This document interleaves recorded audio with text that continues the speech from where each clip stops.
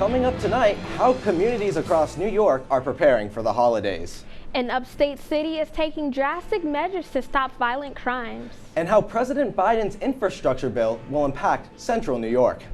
WTOP 10 Nightly News starts right now.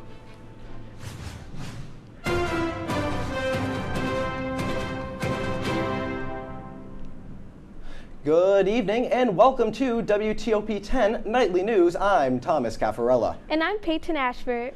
President Biden signed the bipartisan infrastructure bill into law this afternoon. The bill is a key part of his economic agenda that includes $1.2 trillion in funding. One of the largest areas for spending in the bill is repairing America's roads and highways, with over 20% of the country's roads in poor condition, according to the White House. The bill also includes money to reduce Americans' carbon footprint and to improve mass transit options across the country. At the signing today, President Biden said this bill is an example of government officials working together to help the American people. We hear you and we see you. The bill I'm about to sign along is proof that despite the cynics, Democrats and Republicans can come together and deliver results.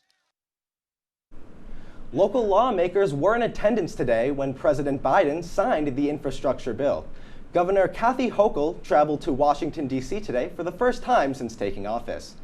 The bill provides money for projects across New York State, including improvements to the Albany Airport, a freeze on price hikes for many of the state's public transportation programs, and improvements to the I-81 viaduct in Syracuse. Congressman John Katko, one of the few Republicans who voted in favor of the bill, did not attend the signing. The Oswego Town Board has accepted the final town budget for the next year. The budget will reduce property taxes for residents by 1%, the first time since 2016.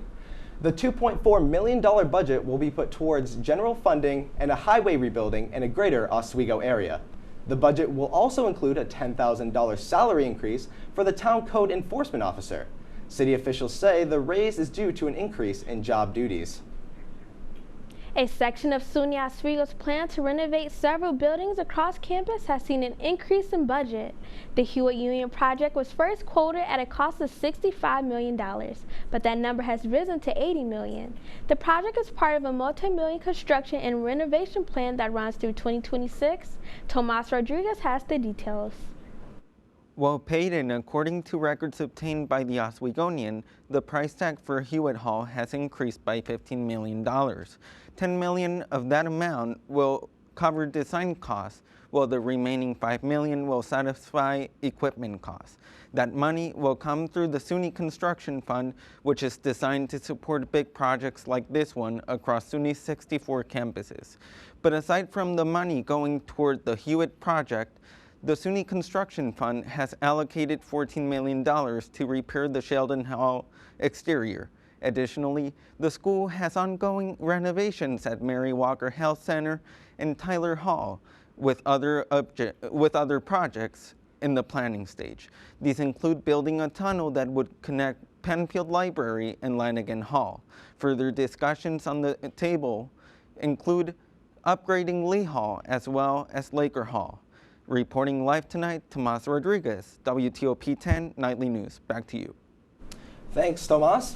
Joshua Barber, also known as Uber Josh, has created a petition on change.org to allow him to pick up and drop off students on SUNY Oswego campus grounds again. He was banned back in the fall of 2020 by the Dean of Students. Josh said in his petition the reason why he was banned was because of a series of pictures he posted on his Instagram of him and his friends in his vehicle not wearing masks. The petition so far has 31 signatures. State police responded to a fatal car crash in the town of Mexico Sunday afternoon. It happened around 2:30 p.m. on State Route 3 at the intersection of Munger Hill Road. According to police, 34-year-old Christopher Rogers of Sandy Creek failed to stop at a stop sign when his car entered the path of a pickup truck. Rogers and his passenger died at the scene, and the driver of the pickup was not injured. State police are still investigating the incident. Rochester Mayor Lovely Warren has declared a state of emergency to help reduce violence. The state emergency was called a day after Rochester broke the record for most homicides in the year. Rochester is seeing an increased number of state troopers being dispatched to the area in hopes to deter violence. In addition to mental health resources have been requested from the county. In a statement from Lovely Warren, quote, "We must actively attack the crisis from all angles." The Fulton Common Council called an emergency meeting Saturday afternoon after what city officials deemed a cyber incident. The city of Fulton experienced a disruption to certain computer systems. Fulton officials provided few details on the scope and scale of the meeting.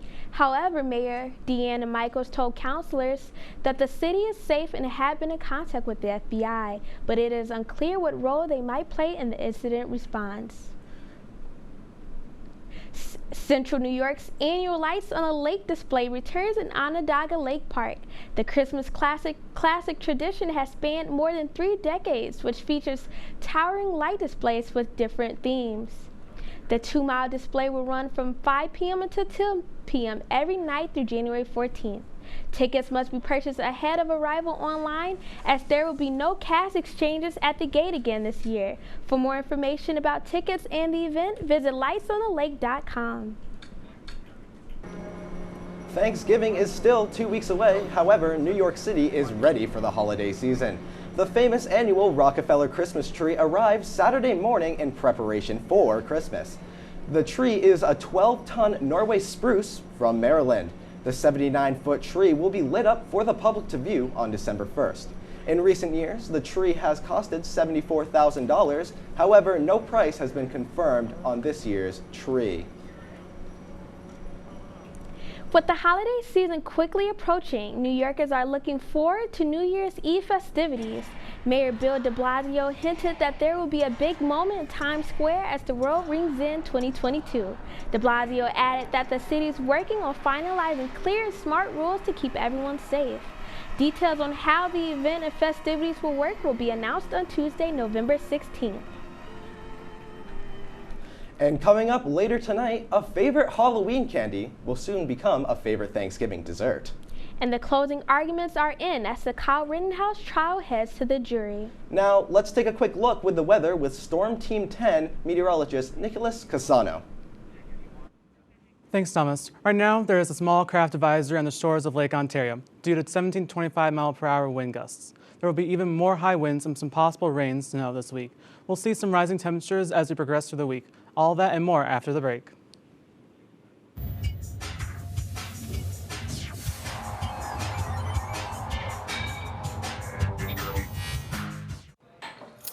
What do you think you're doing, Kevin? Was just gonna drive home.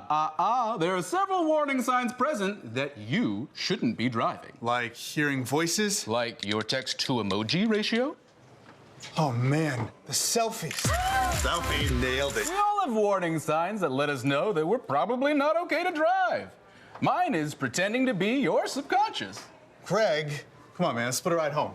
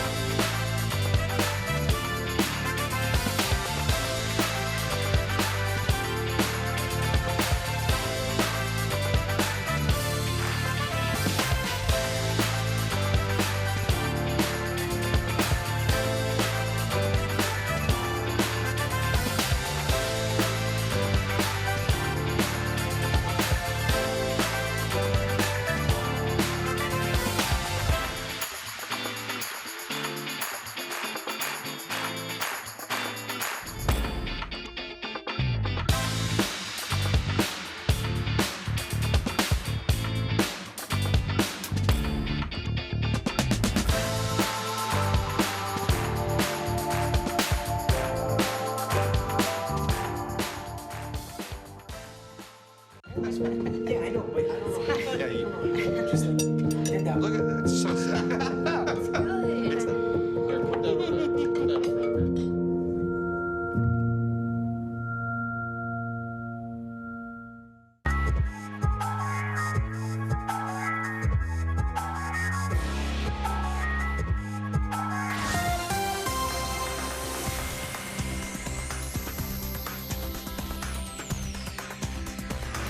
Man, look over that nice Ontario lake there. You can see it from Hart Hall. It's beautiful. You know, it's not perfect sunny, but you can see the clouds.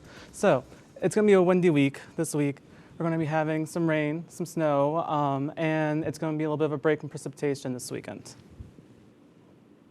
So tonight, there's going to be a chance of rain and snow before 12 a.m. We don't know, it could be either rain, snow, mix. Just be careful if you're driving late at night.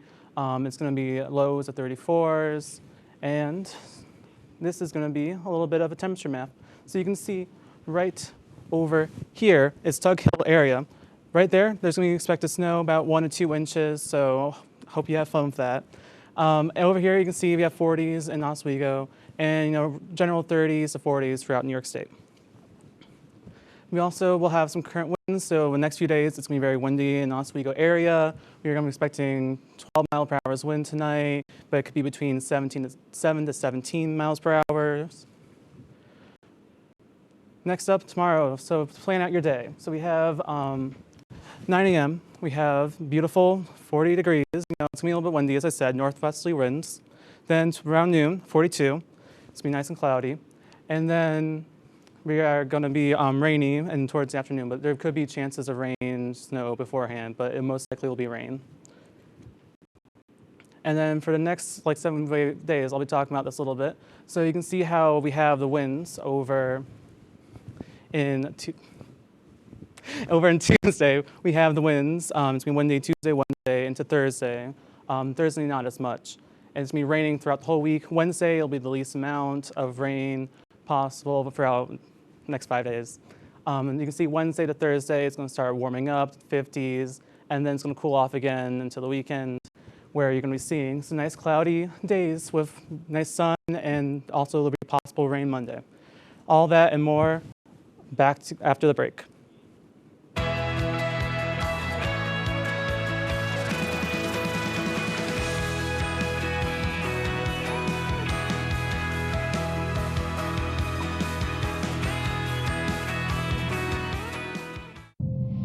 You quit smoking and thought, that's that.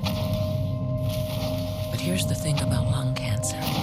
By the time you see the symptoms, it could be too late.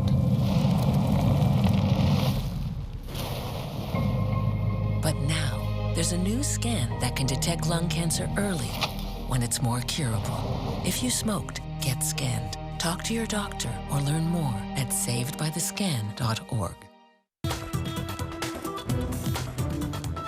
Good evening and welcome to WTOP 10 Nightly News.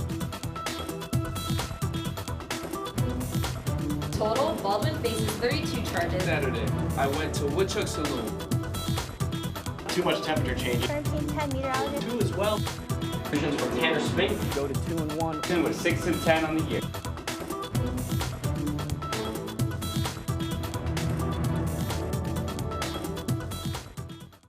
One in 3 adults has pre-diabetes. That means it could be you. Your barber. Your barber's barber. Nice work. Thanks. With early diagnosis, pre-diabetes can be reversed. Take the risk test at doihaveprediabetes.org.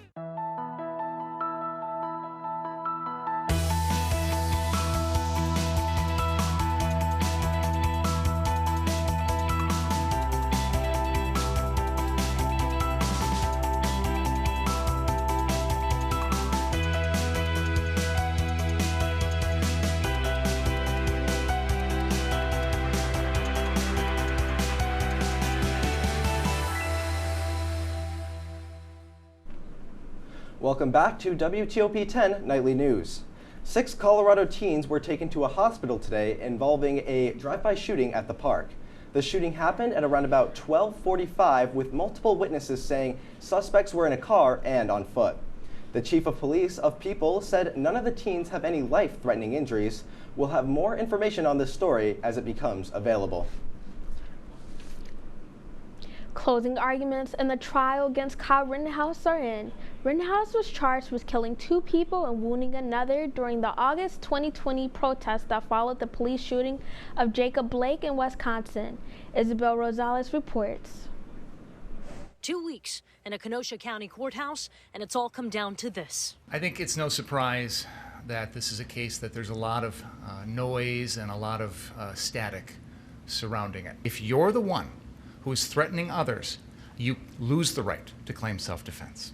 In closing arguments, prosecutors say Kyle Rittenhouse killed 2 unarmed people and severely wounded a 3rd person with an AR-15 style weapon that he knew he couldn't have. But the 17-year-old's attorneys say Rittenhouse fired the shots to protect himself. Did you hear one word out of Mr. Binger's mouth about provocation? You didn't, because it was never said. But when his case explodes in his face, now he comes out with provocation. Also today, the judge dismissed a misdemeanor weapons possession charge against Rittenhouse. As for the other charges against him, jurors will first consider each original offense. However, if they decide Rittenhouse is not guilty, the jury can consider corresponding lesser offenses for 2 counts. So I didn't do anything wrong. I defended myself. Last week, Rittenhouse testified he acted in self-defense. He's pleaded not guilty to all charges. If convicted of the most serious charge against him, he faces a mandatory sentence of life in prison. In Kenosha, Wisconsin, I'm Isabel Rosales reporting. 500 Wisconsin National Guard soldiers are on standby.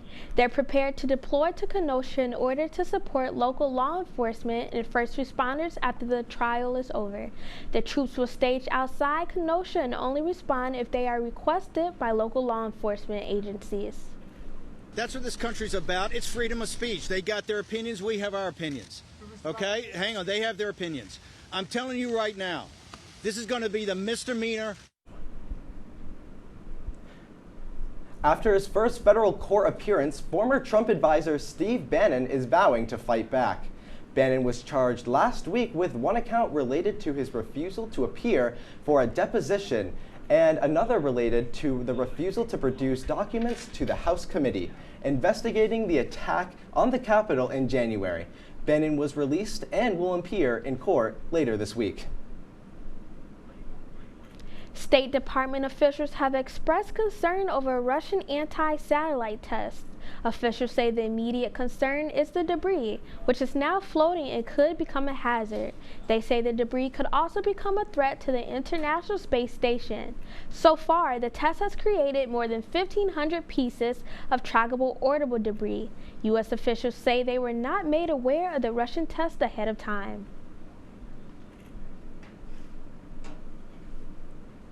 The European Union is intensifying sanctions against Belarus. This comes amidst the migrant crisis at the Belarusian border with Poland.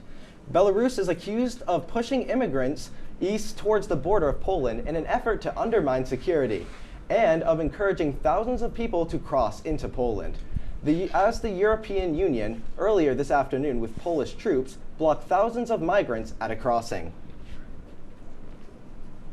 The prison crisis in Ecuador delves deeper as President Guillermo Lasso accepts the resignation of 2 head officials.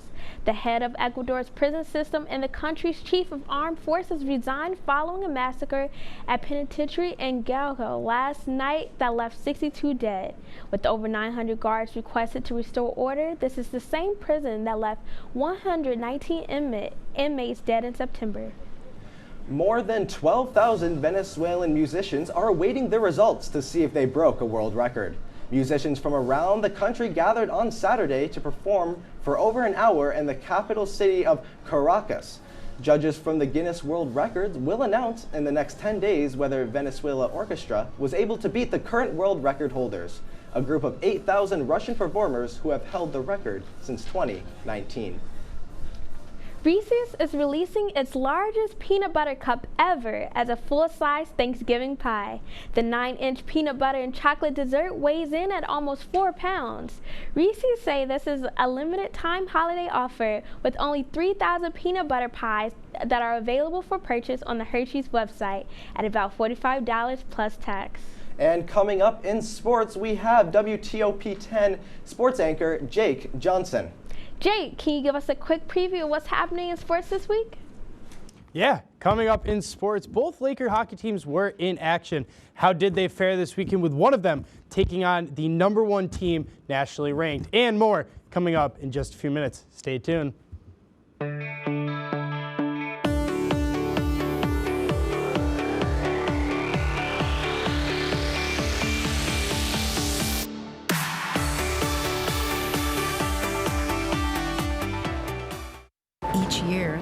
more than a dozen significant tropical and winter storms that threaten the East Coast. So chances are there will be more hurricanes and blizzards near here again. And between school, sports, and social lives, chances are you won't be with your kids when it happens. Will they know what to do? Ready.gov/kids has all the educational tools and information to make the conversation easy. When the time comes, chances are they'll feel prepared, not scared. So talk with your family today.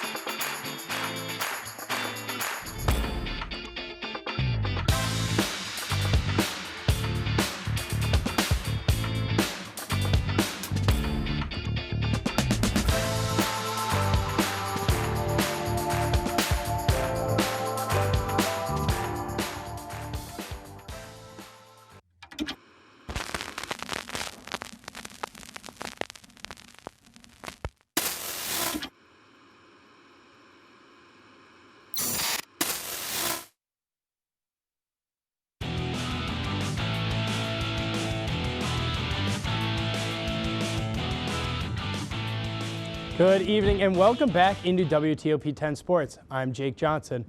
Well, the Oswego State men's hockey team played in their annual teal game this weekend against the Cortland Red Dragons.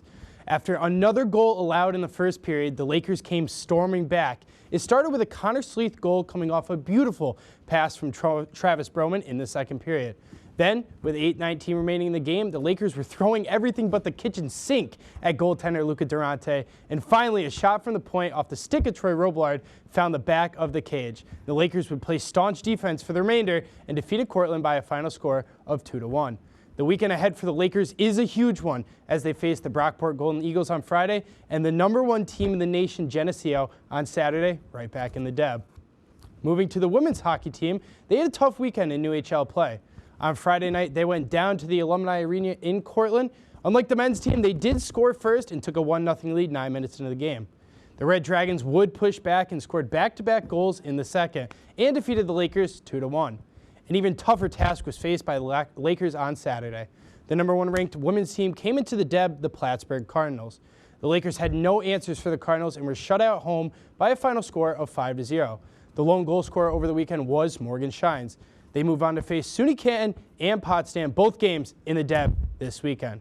Now, from the ice to the hardwood, in the Max Zeal this weekend was the opening tournament of the Oswego State men's basketball season. Head coach Jason Leone was back in the reins for another year, and he began this season off with a bang, thanks to Mike Breen.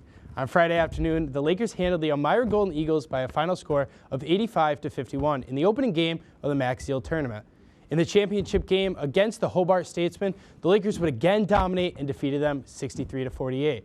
Caleb Cook would finish with 22 points and was named the MVP of the tournament. The Lakers start off 2-0 and move on to face Clarkson tomorrow night in the Max Zeal Gymnasium. Staying on the hardwood, but down to the birthplace of hip-hop in Brooklyn. The Brooklyn Nets, still without Kyrie Irving, faced off with the youthful Oklahoma City Thunder. Even without Irving, they still have Kevin Durant and the Beard, James Harden.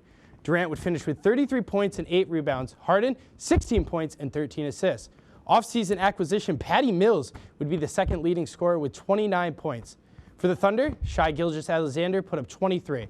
But the Nets, they continue to roll and defeat the Thunder 120-96, moving to 10-4. Nets now have to hone in on the league-leading Golden State Warriors and Steph Curry. That game tomorrow, 7:30. Well, with one New York team on a bye week, that left only two others to face off with each other in the Meadowlands. Bills Mafia versus Take Flight. Starting this one off in the first here, it's going to be Josh Allen. He's looking, he's moving out of the pocket. He fires, he finds Matt Breida in the back of the end zone.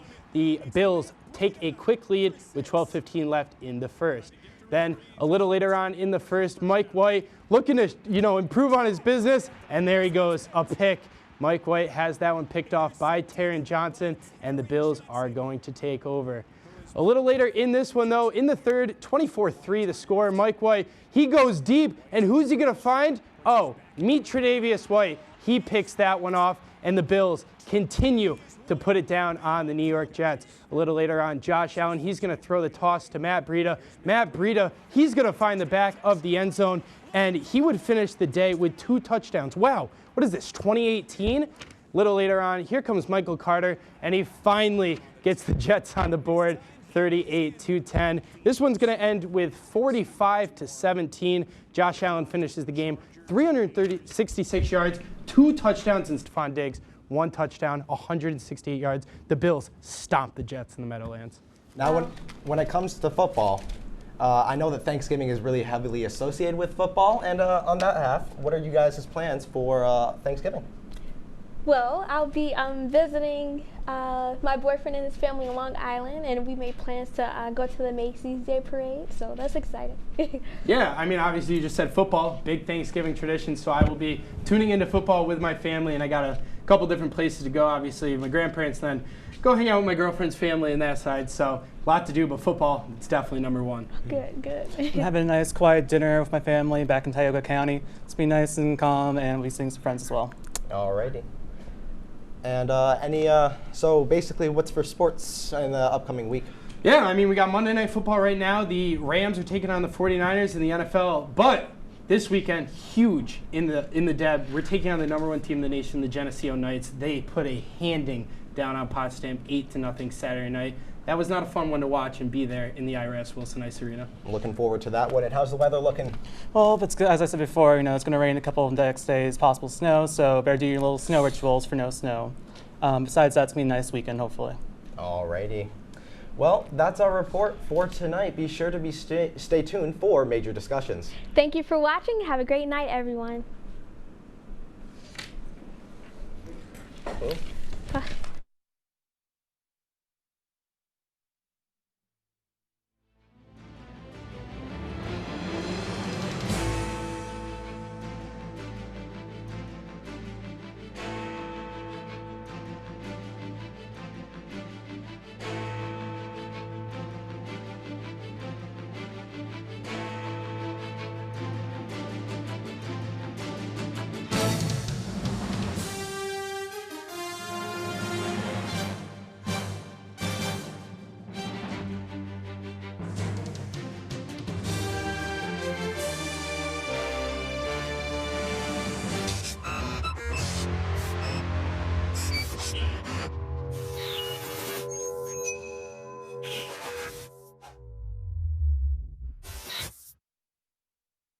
When you are in space, you can't run down to the store to buy parts. You have to improvise with what you have on your mission. Making is when there is something new that was not in existence at the beginning of the day. Okay. It's an incredible sense of accomplishment when you have made something. That's why I make. Now I want to hear why you make. Share your own Why I Make story today. Visit whyimake.org. Good evening and welcome to WTOP 10 Nightly News. Total, Baldwin faces 32 charges. Saturday, I went to Woodchuck Saloon. Too much temperature change. 1310 meteorologist. 2 as well. Visions for Tanner Spink. Go to 2 and 1. 2 with 6 and 10 on the year.